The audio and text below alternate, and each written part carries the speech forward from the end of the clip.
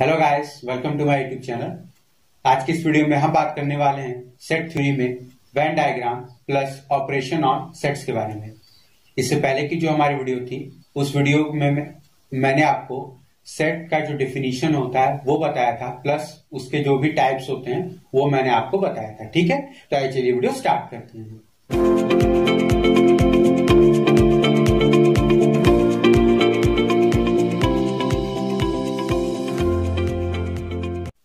तो देखिए, सबसे पहले तो मैं आपको ये बता दूं कि अगर आप हमारे टेलीग्राम ग्रुप में ज्वाइन नहीं हुए हैं तो वीडियो के डिस्क्रिप्शन में लिंक है, आप वहां से जाकर के गूगल फॉर्म जो है वो भर दीजिए और फिर वो फॉर्म जैसे ही आपका सक्सेसफुली सबमिट हो जाएगा तो आपको हमारा टेलीग्राम ग्रुप ज्वाइन करने की लिंक मिल जाएगी।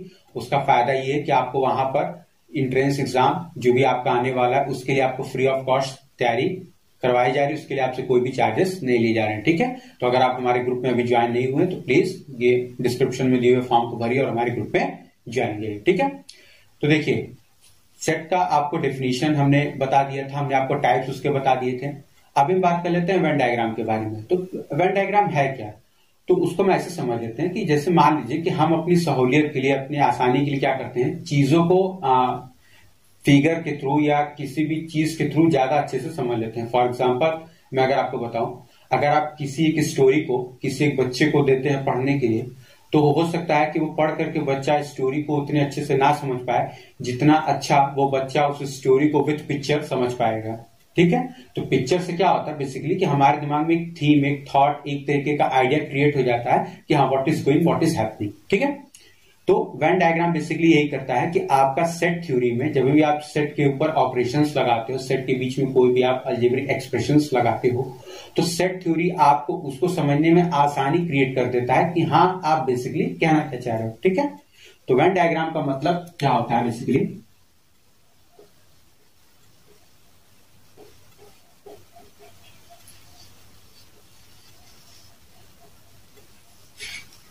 ये होता है पिक्टोरियल रिप्रेजेंटेशन ऑफ सेट्स।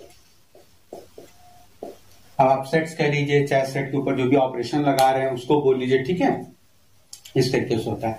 अब इसका जो जनरली रिप्रेजेंटेशन होता है आपको हर बुक में कॉमन मिल जाता है, वही होता है कि आप किसी भी सेट को सर्कुलर फिगर से दिखाते हो, दैट इज आप कोई भी सर्कल यूज कर लेते हो उसको आप किसी एक सेट को रिप्रेजेंट करने के लिए, और जो हमारा यूनिवर्सल सेट होता है उसको आप जनरली स्क्वायर या रेक्टेंगल बॉक्स से यूज करते हो। ठीक है, ये आप दिखाते हो जनरली यूनिवर्सल सेट के लिए। अब हमारा इससे बेनिफिट क्या होता है, देखिए पहले तो जब आप क्लासेस में पढ़ेंगे 11th में तो आपको जो भी चीजें प्रूफ करनी होंगी वो बाय डेफिनेशन करनी होगी, रिटन फॉर्म में होंगी करनी। लेकिन सेट थ्योरी में वेन डायग्राम का यूज इतना है कि जैसे आप कॉम्पिटिटिव एग्जाम में जाते हो तो आप हर चीज को बाय डेफिनेशन नहीं कर सकते, वहां पर आपका वेन डायग्राम हेल्प करता है, आपको चीजों को जल्दी से जल्दी सॉल्व करने में आपकी हेल्प करता है। ठीक है, तो वेन डायग्राम का बेसिकली हम बोल दे तो चीजों को फास्ट करने के लिए यूज है, जैसा कि मैंने आपको स्टार्टिंग बताया। तो अभी हम क्या करते हैं कि वेन डायग्राम का ये मैंने आपको बता दिया बेसिक रिप्रेजेंटेशन होता है। ठीक है, अब इसके लिए अगर हम कुछ ऑपरेशंस की बात करें तो सबसे पहले हम बेसिक ऑपरेशंस को ले लेते हैं, वो होता है यूनियन। ठीक है, सबसे प्राइमरी ऑपरेशन की हम बात कर रहे हैं, और दूसरा होता है इंटरसेक्शन। तो देखिए इन दोनों टर्म से आप ऑलरेडी फेमिलियर होंगे, नहीं होंगे तो भी मैं आपको बता दे रहा हूं। यूनियन जैसा कि इसके वर्ड से मालूम पड़ रहा है मीन्स समूह, मीन्स यूनिफिकेशन, जोड़ना। ठीक है, जैसा कि आपका होता है ना कि फैक्ट्री वगैरह होती है तो वहां पर लेबर यूनियन होता है, ठीक है, वर्कर्स यूनियन होता है, तो वही सेम चीज यहां पर यूनियन है। तो अभी हम क्या करते हैं कि मान लीजिए जो इसका रिप्रेजेंटेशन होता है यूनियन का वो होता है इस लेटर से। अब आप इसको आम भाषा में यू बोल सकते हो, लेकिन जनरली ये यू नहीं होता, ये बेसिकली एक ग्रीक सिंबल है। ठीक है, तो अभी हम क्या करते हैं कि मान लीजिए हमारे पास कोई दो सेट है ए, ठीक है, एंड बी, और अगर हम ए यूनियन बी निकाल रहे हैं तो ये हमारा बेसिकली रिप्रेजेंटेशन होता है ए यूनियन बी का। और अगर हम यहां पर ये सेट मान लें ए और यहां पर ये एक सेट मान लें बी, ठीक है, अब देखिए जरूरी नहीं है कि ये ए और बी में कुछ ना कुछ हिस्सा कॉमन होगी। ये मैंने जनरल एक केस बना के, आप चाहिए तो दोनों को अपार्ट भी बना सकते हैं, कोई सा फर्क नहीं पड़ता। हमें बात करनी है यहाँ पर यूनियन की। तो यूनियन में क्या मतलब होता है कि सेट वेन डायग्राम के रिस्पेक्ट में अगर मैं बात करूं तो ए यूनियन बी वो पूरा एरिया रिप्रेजेंट करता है जो कि ए और बी दोनों में होता है। याद रखिए, ए और बी दोनों में, ऐसा नहीं कि केवल ए में या केवल बी में या ए और बी में कॉमन, नहीं, ए और बी में दोनों लाई करना चाहिए। और आपको ये भी पता है कि सेट में कोई भी एलिमेंट्स कभी भी रिपीट नहीं होते हैं, इसलिए इनमें जो भी एलिमेंट्स कॉमन होंगे उनको केवल एक बार लिखा देगा, रेस्ट जो कि दोनों में कॉमन नहीं होंगे उन सभी को एक एक बार लिखा देगा, जो कॉमन होंगे उनको एक बार लिखा देगा। ठीक है, तो यहां पर इसका मतलब होता है by definition this implies that if X belongs to A union B, this implies that X belongs to A or X belongs to B।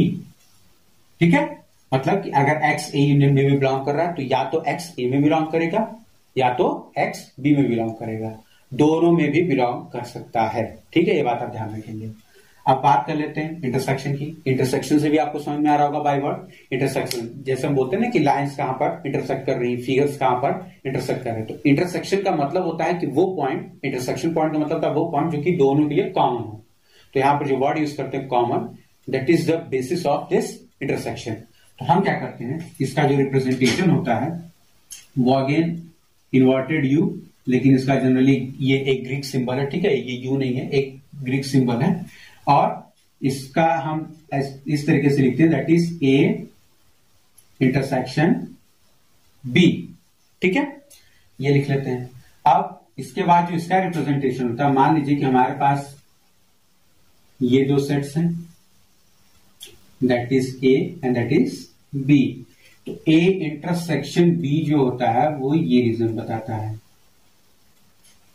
ठीक है, जो इन दोनों में कॉमन हो, लिखते हैं एक ही बात लेकिन जो दोनों में कॉमन होगा। अब बाय डेफिनेशन अगर हम बताएं तो this implies that if X belongs to A intersection B, ठीक है, अगर X A इंटरसेक्शन B में बिलोंग कर रहा है, this implies that X belongs to A and X belongs to B।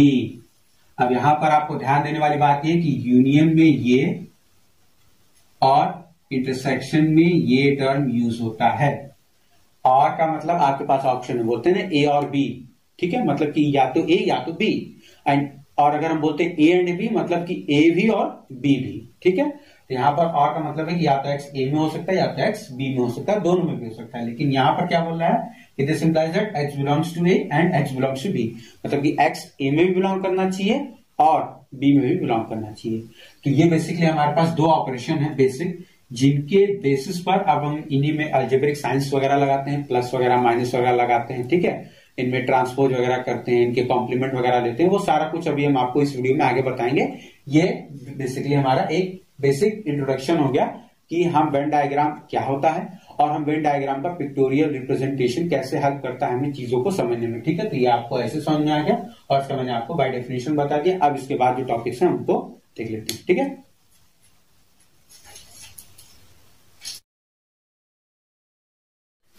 तो देखिए अब इंटरसेक्शन एंड यूनियन जो हमारा बेसिक दो ऑपरेशन है, उसके बाद हम कुछ अब ऑपरेशन देख लेते हैं। फॉर एग्जाम्पल पहला बोला हमारे पास डिसजॉइंट सेट्स। ठीक है, तो देखिए डिसजॉइंट सेट्स बेसिकली एक तरीके का ऑपरेशन ही आप बोल सकते हैं, लेकिन ये बेसिकली दो सेट्स के बीच में रिलेशन बताता है।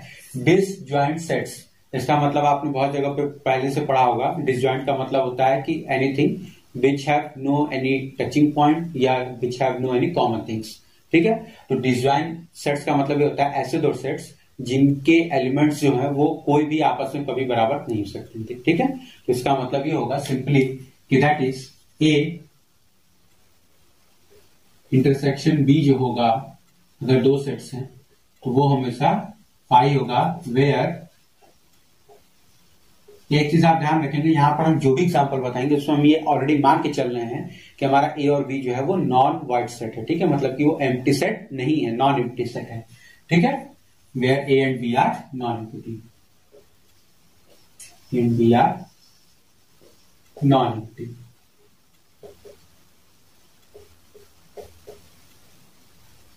सेट्स।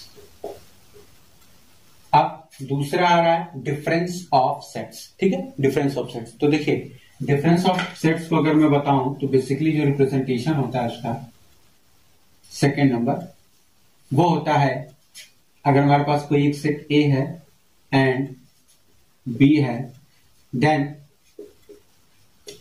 डिफरेंस ऑफ सेट जो होता है वो ए माइनस बी और बी माइनस ए, ठीक है। यहां पर हमें डिफरेंस की बात कर रहा है, तो डिफरेंस आपको पता है कि कोई भी दो नंबर्स के बीच का डिफरेंस, चाहे आप दोनों में से किसी को भी एक को माइनस कर सकते हो, ठीक है। तो चाहे आप ए में से बी माइनस करिए, चाहे बी में से ए माइनस करिए, ठीक है। ये हमारा बेसिकली हो गया डिफरेंस ऑफ सेट्स का। अब इसका मीनिंग क्या होता है, ठीक है, बाय डेफिनेशन में आपको बता देता हूं, क्योंकि ज्यादातर बच्चों को समझने में प्रॉब्लम आती है, ठीक है। वो ये होता है कि इफ, अब देखिए सवाल यहां पर ये भी आता है, बहुत दफा पूछा जाता है कि जैसे दो सेट्स हो गए हमारे, दो सेट्स के बीच में ऑपरेशन हो रहे हैं, तो बोला जाता है कि इनको आपस में इक्वल दिखाइए, ठीक है, कि आपस में इक्वल है। तो उसमें होता क्या है कि जनरली आपको समझ में नहीं आता कि कैसे एक दूसरे का सबसेट उसको दिखाना है, तो उसका हम आपको रूल ये यहां पर भी बताएंगे कि किस तरीके से आप उसको आसानी से, बहुत ही आसानी से आप किसी भी दो सेट्स का या कोई भी दो सेट्स हैं जिनके बीच में ऑपरेशन हो रहा है, आप उनको आसानी से प्रूफ कर सकते हो कि वो एक दूसरे के सबसेट है, और अगर ऐसा हो गया तो वो आपस में इक्वल है, ठीक है। If x belongs to a minus b, ठीक है, a minus b, this implies that x belongs to a comma x not belongs to b। जाहिर सी बात है a माइनस बी मतलब कि वो सारे एलिमेंट्स जो कि b में हैं वो a में से घटा दिए गए हैं। अब इसका ये भी मतलब होता है, हो सकता है कि b में बहुत सारे ऐसे एलिमेंट्स हैं जो कि a में हो ही ना, तो वो जो एक्स्ट्रा एलिमेंट्स होंगे वो क्या होंगे, तो उनको भी नहीं लिखा जाता है, ठीक है। जब भी आप a माइनस बी करोगे तो b के किसी भी एलिमेंट को नहीं लिख सकते, ठीक है। तो सिंपल से हमारे पास मतलब ये कि अगर x a में बिलोंग कर रहा है तो x हमारा b में बिलोंग नहीं करना चाहिए। अब इसका जो रिप्रेजेंटेशन होता है वो होता है कि मान लीजिए कि आपके पास ये a हो गया और ये आपके पास b हो गया, and they have some common region, इनके पास कुछ कॉमन रीजन है, ये a हो गया, ये आपका b हो गया। देन ये जो रीजन होगा, ठीक है, ये आपका a हो गया। अब इस a में ये रीजन जो है, ये वाला जो कि a इंटरसेक्शन b है, यही वो रीजन है जो कि a में लाई कर रहा है। तो अगर हम a में से इसी रीजन को घटा दे तो हमारा क्या हो जाएगा, केवल और केवल a हो जाएगा, जिसमें कि b के एलिमेंट्स नहीं है। तो हमारे पास a माइनस बी वाला जो रीजन होगा वो ये हो जाएगा, ठीक है। ये रीजन आपका हो जाएगा a माइनस बी, ठीक है। अब ये जो रीजन होगा आपका,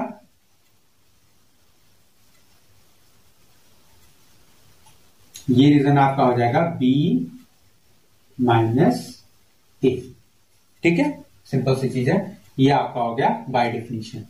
अब बात कर रहा है symmetric difference of two sets. तो देखिए symmetric difference of two sets जो होता है वो कॉम्पिटिटिव एग्जाम के पॉइंट ऑफ व्यू से बहुत इंपॉर्टेंट होता है, और अक्सर क्लास में इसी का आपको थ्योरम प्रूफ करने के लिए आ जाता है। सिंपली आपको एक स्टेटमेंट दे देता है और आपको उसमें डिटेल में उसको प्रूफ करना होता है, तो वो हम आपको बता देते हैं, प्लस हम आपको कॉम्पिटिटिव एग्जाम के पॉइंट ऑफ व्यू से भी बता देंगे कि इसमें किस तरह के क्वेश्चन आपसे पूछे जाते हैं, ठीक है।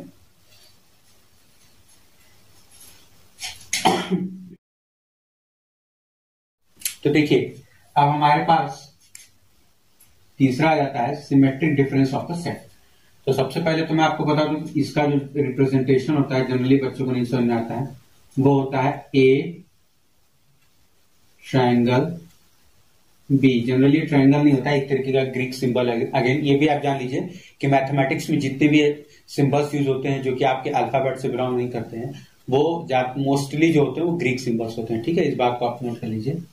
और एक चीज मैं आपको यहां बता दूं कि यहाँ पर जो डिफरेंस ऑफ सेट्स है इसको a माइनस बी, और बहुत दफा कॉम्पिटिटिव एग्जाम में ऐसे भी लिखा रहता है, ये लिखा रहेगा, ठीक है, या और इस तरीके से लिखा रहेगा। तो उसका मतलब आप समझ जाया करिए कि वो बेसिकली डिफरेंस की बात कर रहे हैं, ठीक है। बहुत दफा ये या ये दोनों में से कोई भी ऐसा अगर नोटेशन जनरली आपको ये मिलता है, अगर ऐसा मिलता है या ऐसा भी मिलता है तो आप समझ जाइए कि वहां पर डिफरेंस की ही बात की जाएगी, ठीक है। तो बहुत दफा क्या होता है कि बच्चे इसको डिवाइड समझ लेते हैं, ठीक है। तो डिवीजन नहीं, वो बेसिकली डिफरेंस ही है।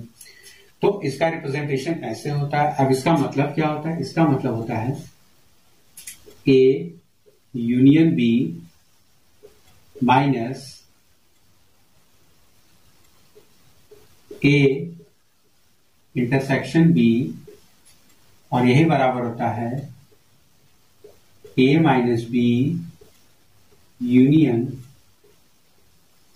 B minus A. ठीक है, तो अभी हम इसका बाय डेफिनेशन प्रूफ देख लेते हैं, उसके बाद हम इसको वेन डायग्राम से आपको बता देते हैं कि इसका मतलब क्या होता है। वैसे आप वेन डायग्राम के लिए जनरली इसको यही से समझ सकते हैं कि हमारे पास अगर ये हो गया, ठीक है, ए हो गया, ये हमारे पास बी हो गया, तो हमारे पास इनके बीच का जो कॉमन एरिया है उसको अगर हम छोड़ दें तो बेसिकली हमारे पास ये पूरा जो रीजन होता है वो हमारे पास ए ट्रायंगल भी होता है। ठीक है, ये दोनों जो कंबाइंड हो जाते हैं हमारे पास, यही बन जाते हैं symmetric difference of two sets. ठीक है, इन दोनों का कॉम्बिनेशन। तो अब हमारे पास ये तो आ गया। ठीक है, चलिए अब ये इसके बराबर कैसे, तो हम क्या करेंगे, इसको इसका सबसेट प्रूफ करेंगे और इसको इसका सबसेट प्रूफ करेंगे। और अगर ऐसा हो गया तो ये, चूंकि ये दोनों एक दूसरे के सबसेट हैं, तो इसका मतलब दोनों आपस में बराबर होंगे। ठीक है, तो हम प्रूफ देख लेते हैं इसका। अब देखिए प्रूफ आप ध्यान से देखिएगा, क्योंकि जनरली आपको प्रूफ बुक्स में भी दिया रहता है, लेकिन आपको जल्दी समझ में नहीं आता है कि कैसे लिख रहे हैं। ठीक है, मैं इसको बहुत ही क्लियरली एक्सप्लेन करूंगा, आप उसको ध्यान से देखिएगा। पहला यहां पर लिख रहा है x belongs to A union B minus A intersection B. ठीक है, पहले ये चीज हम सिंपल लेके चलते हैं, मतलब कि हम कोई एक एलिमेंट एक्स ले लेते हैं। आप चाहो तो लिख सकते हैं कि let x be an arbitrary element. ठीक है, और ये एक्स इसमें बिलोंग कर रहा है। अब एक्स इसमें बिलोंग कर रहा है, अभी मैंने आपको बताया डिफरेंस वाले में कि अगर एक्स इसमें बिलोंग कर रहा है तो मतलब एक्स इसमें बिलोंग कर रहा है और एक्स इसमें बिलोंग नहीं कर रहा है। This means, this implies that x belongs to A union B, comma x not belongs to a intersection b। ठीक है, ये चीज हो गया। अब x a यूनियन b में बिलोंग कर रहा है और x नहीं बिलोंग कर रहा है a इंटरसेक्शन b में। दिस इंप्लाइज दैट अब x a यूनियन b में बिलोंग कर रहा है, तो मैंने अब आपको बताया था कि x बिलोंग्स टू a और x बिलोंग्स टू b। मैंने आपको बताया कि ए यूनियन बी अगर, तो मैंने यूनियन वाले केस में बताया था कि या तो एक्स ए में बिलोंग करेगा या तो एक्स बी बिलोंग करेगा। दूसरा, एक्स चूंकि इसमें बिलोंग नहीं कर रहा है, इसका मतलब x not belongs to A and x not belongs to B.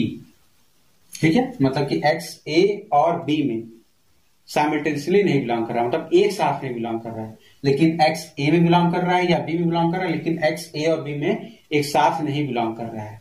ठीक है, इसका मतलब क्या हो गया। अब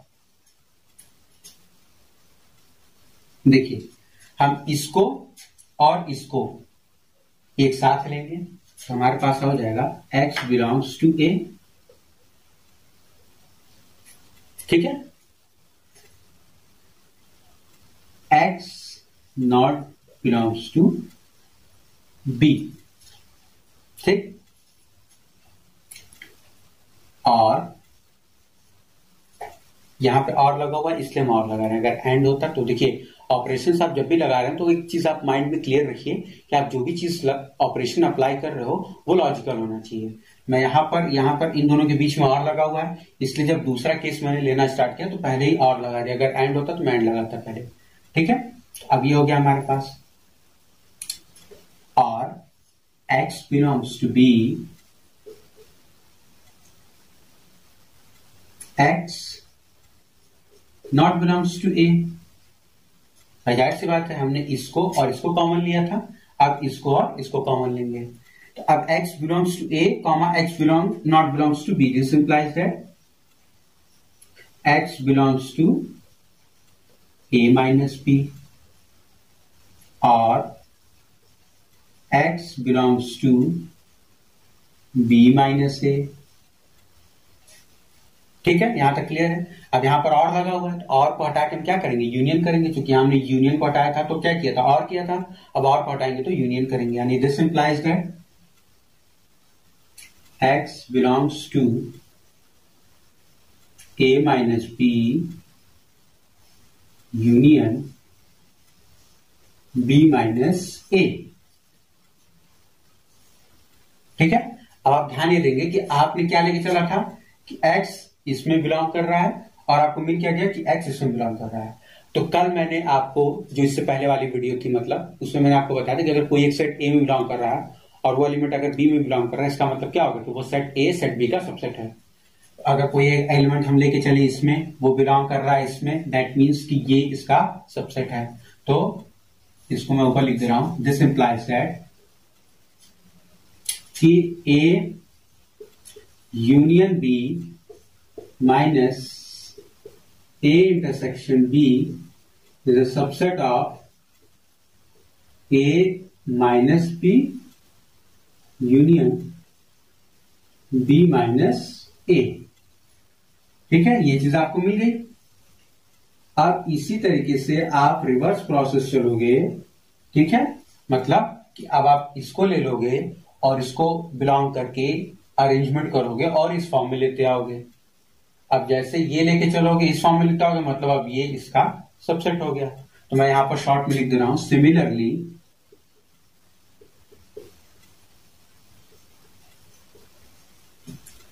A minus B union B minus A is a subset of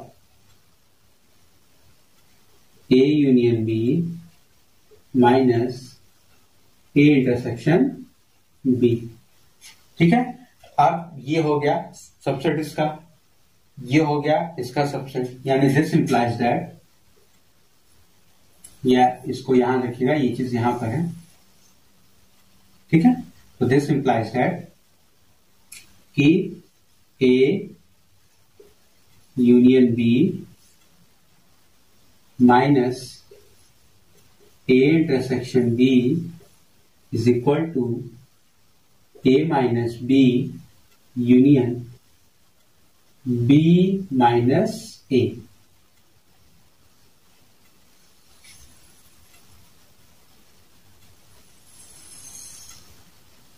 ठीक है, ये यहां पर हमारा प्रूफ हो गया। अब वेन डायग्राम से मैंने आपको इसका बता दिया, तो देखिए ये तो बाय डेफिनेशन है, जो भी चीजें मैंने आपको समझाई। वेन डायग्राम से ये चीज दो लाइन में आपको समझ में आ गई। आपको यहाँ पर ध्यान ये देना होता है कि आपको बहुत दफा कॉम्पिटिटिव एग्जाम में इस तरह से दिया रहता है, तो आप उसका मतलब समझ जाएंगे कि ये है चाहे ये है। ठीक है, इस तरीके से भी दिया रह सकता है, इस तरीके से भी दिया रह सकता है, और इस तरीके से भी दिया रह सकता है। आपको कंफ्यूज नहीं होना, तीनों का मतलब एक ही है। और अगर आप अभी क्लास 11th में है तो ये आपके लिए बाय डेफिनेशन वाला प्रूफ हो गया। और अगर आप कॉम्पिटिटिव एग्जाम की तैयारी कर रहे हैं तो ये चीज आपको शॉर्ट में समझने के लिए वेन डायग्राम हेल्प करेगा। ठीक है,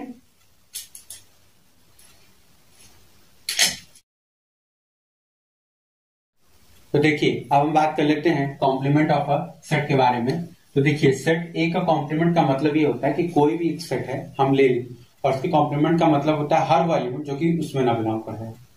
ठीक है, सीधा से इसका अगर मैं आपको मतलब समझाऊं तो कॉम्प्लीमेंट ऑफ अ सेट का मतलब होगा कि मान लीजिए कि हमारे पास अगर कोई एक यूनिवर्सल सेट हो गया। ठीक है, इसको आप वेन डायग्राम से इजीली समझ जाएंगे। यूनिवर्सल सेट हो गया यू, तो अब हमारे पास अगर कोई एक सेट ए है, उसके अंदर पूरा जो एलिमेंट्स है वो सेट ए में बिलोंग कर रहे हैं। अब इस सेट ए के बाहर वाला जो रीजन है वो होता है ए, इसको हम ए के पावर सी या ए डैश से रिप्रेजेंट करते हैं। इसका मतलब होता है वो हर वो एलिमेंट्स जो कि ए में नहीं बिलोंग कर रहा है, यूनिवर्सल सेट में बिलोंग कर रहा है लेकिन ए में नहीं बिलोंग कर रहा है। ठीक है, और ये मैंने आपको उस वीडियो में बताया था पहले वाले में कि यूनिवर्सल सेट एक ऐसा सेट होता है जिसमें हर एलिमेंट्स, हर सेट उसके सबसेट होते हैं। ठीक है, तो बेसिकली हमारा कॉम्प्लीमेंट का मतलब होता है कि वो एलिमेंट जो कि ए में नहीं बिलोंग कर रहे हैं, बाकी कहीं भी बिलोंग कर रहे हैं। तो ये चीज हो गया हमारे पास। अब कॉम्प्लीमेंट ऑफ सेट्स को लेकर के हमारे पास कुछ प्रॉपर्टीज होती है, उसको मैं आपको बता देता हूं। प्रॉपर्टीज इसकी,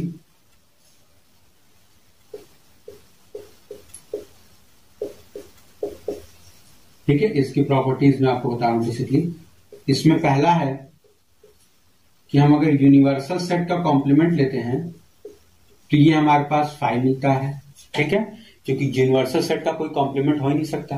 और अगर वो कॉम्प्लीमेंट है तो वो वाइड सेट है, उसमें कोई एलिमेंट्स ही नहीं होंगे। ठीक है। दूसरा, वाइड सेट का जो कॉम्प्लीमेंट होता है वो यूनिवर्सल सेट होता है। ठीक है, तब वो तो ऑलरेडी नल है, नल एलिमेंट है। ठीक है, मतलब कि नल सेट है, उसमें कोई एलिमेंट्स है नहीं, और उसका कॉम्प्लीमेंट लेंगे मतलब कि पूरे एलिमेंट्स सब कुछ हम ले लें, तो सब कुछ का मतलब क्या हो गया, यूनिवर्सल सेट। तीसरा, अगर हम ए का कॉम्प्लीमेंट लें और उसका फिर कॉम्प्लीमेंट लें तो दैट मीन्स हमारे पास वो आ जाता है ए। ठीक है, कैसे, देखिए ये हमारे पास ये हो गया, ए का कॉम्प्लीमेंट लिए ये हो गया, और फिर इसका कॉम्प्लीमेंट लेंगे तो अगेन हमारे पास यही आ जाएगा भाई, ए के कॉम्प्लीमेंट का मतलब इसके बाहर का वो रीजन। ठीक है, अब उसका इसका कॉम्प्लीमेंट ले रहे हैं मतलब कि वो सारे एलिमेंट्स जो कि इसमें ना बिलोंग कर रहे हैं, तो अगर कोई भी एलिमेंट्स ए कॉम्प्लीमेंट में नहीं बिलोंग कर रहा कहाँ बिलोंग करेगा, ए में बिलोंग करेगा। ठीक है, तो ए कॉम्प्लीमेंट का कॉम्प्लीमेंट ए होता है। चौथा, ए यूनियन ए का जो कॉम्प्लीमेंट होता है वो होता है हमारे पास यूनिवर्सल सेट। ठीक है, सीधी सी बात है कि हम ये ए ले लिए और इसके साथ यूनियन ले लिए ए कॉम्प्लीमेंट, तो आपको पता है कि ए और ए कॉम्प्लीमेंट में कोई एलिमेंट्स तो है नहीं कॉमन, तो हम क्या करेंगे, इस पूरे को कंबाइन करेंगे तो हमारे पास यूनिवर्सल सेट मिल जाएगा। ठीक है, क्योंकि हमारे पास वो एलिमेंट्स भी मिल गए जो कि ए में बिलोंग कर रहे हैं और वो एलिमेंट्स भी मिल गए जो कि ए में नहीं बिलोंग कर रहे हैं, तो दोनों का यूनियन हमेशा क्या होगा, यूनिवर्सल सेट होगा। उसके बाद फिफ्थ हमारे पास है कि A intersection A complement is equal to 5। भाई जाहिर सी बात है कि ए और ए कॉम्प्लीमेंट में कोई भी एलिमेंट तो कॉमन हो नहीं सकते, क्योंकि जो भी एलिमेंट ए में बिलोंग करेगा वो ए कॉम्प्लीमेंट में नहीं बिलोंग करेगा, और जो ए कॉम्प्लीमेंट में बिलोंग करेगा वो ए में नहीं बिलोंग करेगा, तो इन दोनों के बीच अगर हम कॉमन एलिमेंट ढूंढने चलेंगे तो हाथ कुछ नहीं लगने वाला, 5 मिलेगा हमें। ठीक है, तो बेसिकली हमारे पास कुछ बेसिक प्रॉपर्टीज हैं जो कि अक्सर कॉम्प्लीमेंट ऑफ सेट के लिए यूज हो जाती हैं, और इसका पिक्टोरियल रिप्रेजेंटेशन कुछ खास नहीं, जो बेसिक था मैंने वो आपको बता दिया है। अब हम बात कर लेते हैं अलजेब्रा ऑफ सेट्स के बारे में। ठीक है,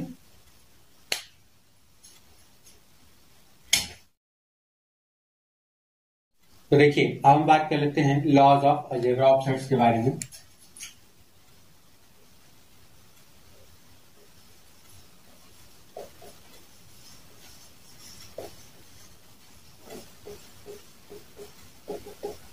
सबसे पहला इसमें आता है आइडेम्पोटेंट लॉ।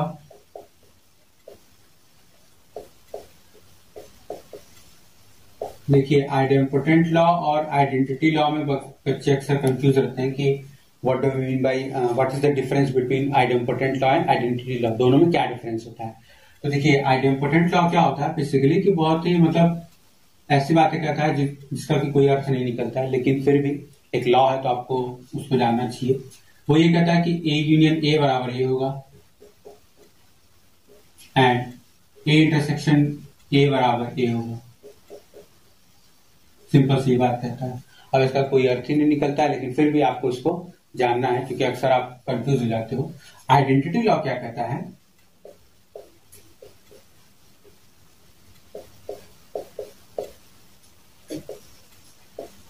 आइडेंटिटी लॉ ये कहता है कि A union phi is equal to A and A intersection universal set is equal to A. ठीक है, आइडेंटिटी लॉ ये कहता है। तीसरा कम्यूटेटिव लॉ।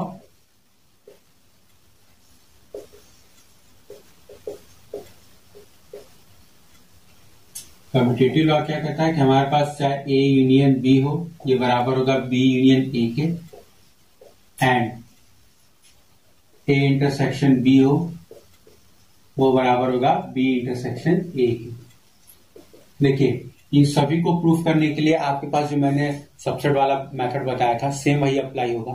ये इजी है इसलिए मैं आपको इसको नहीं बता रहा हूं। आपको जो प्रॉब्लम होता है वो होता है डिस्ट्रीब्यूटिव प्रॉपर्टी। जब हम डिस्ट्रीब्यूशन लगाते हैं तो वहां पर आपको प्रूफ करने में प्रॉब्लम आती है ज्यादातर थ्योरेटिकली, तो मैं आपको वहां पर एक क्वेश्चन सॉल्व करके बताऊंगा कि किस तरीके से हम वहां पर उसको प्रूफ करते हैं, किस तरीके से हैंडल करते हैं। ठीक है, जब हम प्रेसेस ओपन करते हैं। तो ये हमारे पास हो गया कम्यूटेटिव लॉ, ये सिंपल है। उसके बाद फोर्थ हमारे पास आ जाता है एसोसिएटिव लॉ।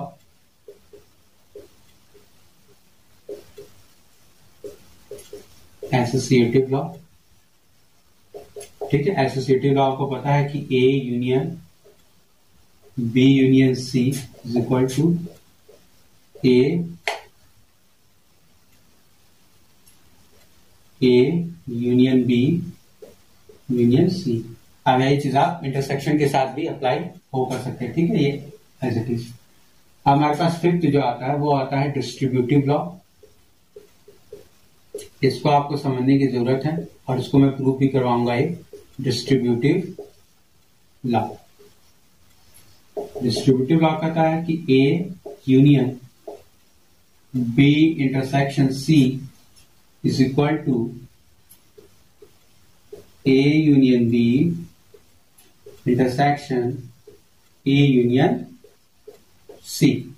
ठीक है, मतलब कि ये इसके बराबर है। तो अगेन हम जब इसका प्रूफ करेंगे तो हम क्या करेंगे, इसको इसका सबसेट दिखा देंगे और सिमिलरली ये इसका दिखा देंगे कि ये इसका है सबसेट, और अगर दोनों एक दूसरे के सबसेट है that means they are equal to each other. ठीक है, तो हम क्या करेंगे, इसका प्रूफ देख लेते हैं। डिस्ट्रीब्यूटिव लॉ में दूसरा भी एक लॉ है। ठीक है, ये बेसिकली मैं आपको एक बता दे रहा हूँ। दूसरे में क्या होता है कि यहाँ पर इंटरसेक्शन होता है और इसमें यूनियन होता है। ठीक है, तो उसको भी एज इट इज एक्सपेंड कर देते हैं। ए यूनियन है तो ए यूनियन बी, फिर बीच में इंटरसेक्शन है तो ये इसका A union C as it is. ठीक है, जैसे आपका प्लस माइनस ओपन करते हो एकदम वैसे ही करना है। तो हम प्रूफ में क्या करेंगे कि आपको ये चीज लिख लेना है कि let x be an arbitrary element. तो हम क्या करेंगे कि x belongs to A union B intersection C belong करेगा। This implies that x belongs to A or x belongs to B intersection C। ठीक है, this implies that x belongs to A or x belongs to B and x belongs to C। ठीक है, ये बात confirm है। अब x A में belong कर रहा है या x B में बिलोंग कर रहा है और C में बिलोंग कर रहा है, तो इसका मतलब हम इसको इस तरीके से लिख सकते हैं, x belongs to A और x belongs to B and।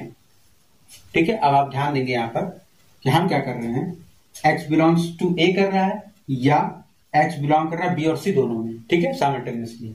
तो हमने क्या किया, इसको इस तरीके से ब्रेक किया कि हम मान लेते हैं कि जब x B में बिलोंग कर रहा है, C में बिलोंग कर रहा है, ठीक है, और या तो x A में बिलोंग कर रहा है। तो अभी हम क्या लेके चल रहे हैं, हम लेके चल रहे हैं या तो x A में बिलोंग कर रहा है या B में बिलोंग कर रहा है। ठीक है, x बिलोंग्स टू A और x बिलोंग्स टू B। और आपको ये भी पता है कि जब B में बिलोंग करेगा तो C में भी बिलोंग करेगा, क्योंकि यहाँ पर ये चीज पहले लिखी हुई है। तो अब हम क्या करते हैं कि ये चीज बिलोंग कर रहा है, क्योंकि x अगर ये बिलोंग करेगा देन x C में भी बिलोंग करना चाहिए। And this implies that x belongs to A और x बिलोंग्स टू C। ठीक है, अगेन मैं आपको बता दूं, सिंपल सा ही लॉजिक यहाँ पे समझने वाली बात है कि x A में बिलोंग कर रहा है या x इन दोनों में साइमल्टेनियसली बिलोंग कर रहा है। तो हमने क्या किया कि ये मान लिया कि या तो x A में बिलोंग कर रहा है या B में बिलोंग कर रहा है, और या तो x A में बिलोंग कर रहा है या तो x C में बिलोंग कर रहा है। ठीक है, अब x A में बिलोंग कर रहा है या x B में बिलोंग कर रहा है, इसका मतलब ये हो गया कि x belongs to A union B। ठीक है, अब एंड लगा हुआ है, एंड का मतलब क्या हो जाएगा, intersection. x belongs to A और x बिलोंग्स टू C, यानी x बिलोंग्स टू, या इसको अभी एंड ही रहने देते हैं, x belongs to A union C। अब x इसमें बिलोंग कर रहा है और x इसमें बिलोंग कर रहा है, इसका मतलब this implies that x belongs to A union B intersection A union C। अब हम लेके चले थे ये, हमारे पास मिल गया ये, इसका मतलब क्या हुआ कि हम वो एलिमेंट लेके चले थे जो इसमें बिलोंग कर रहा है और वो बिलोंग कर गया इसके में, इसका मतलब ये इसका सबसेट हुआ। यानी दिस इंप्लाइज दैट कि A union B intersection C is a subset of A union B intersection A union C. ठीक है। सिमिलरली देखिए एग्जाम में आपको ये चीज तो प्रूफ करनी होगी, लेकिन पहला पार्ट टफ यही है, ब्रैकेट खोलना। दूसरा पार्ट तो ये चीज आप जब इसमें बिलोंग लेके चलोगे तो आप उसको ऑलरेडी एडजस्ट कर लोगे कि एक्स इसमें बिलोंग कर रहा है एंड एक्स इसमें भी बिलोंग कर रहा है, तो आप एक चीज कॉमन निकाले लोगे कि एक्स या तो इसमें बिलोंग कर रहा है या तो कॉमनली बी और सी में बिलोंग कर रहा है, तो अगेन आपका ये चीज यहाँ पे चला आएगा। ठीक है। पहला पार्ट थोड़ा सा ब्रैकेट ओपन करने वाला टफ होता है। तो similarly A union B intersection A union C is a subset of A union B intersection C। ठीक है। अब ये सबसेट हो गया इसका, ये हो गया सबसेट इसका, यानी this implies that A union B intersection C is equal to A union B intersection A union C. इसी तरीके से आप दूसरे वाले डिस्ट्रीब्यूटिव लॉ को भी सॉल्व कर सकते हैं। ठीक है। तो ये बेसिकली हमारा अलजेब्रा ऑफ सेट्स में हो गया।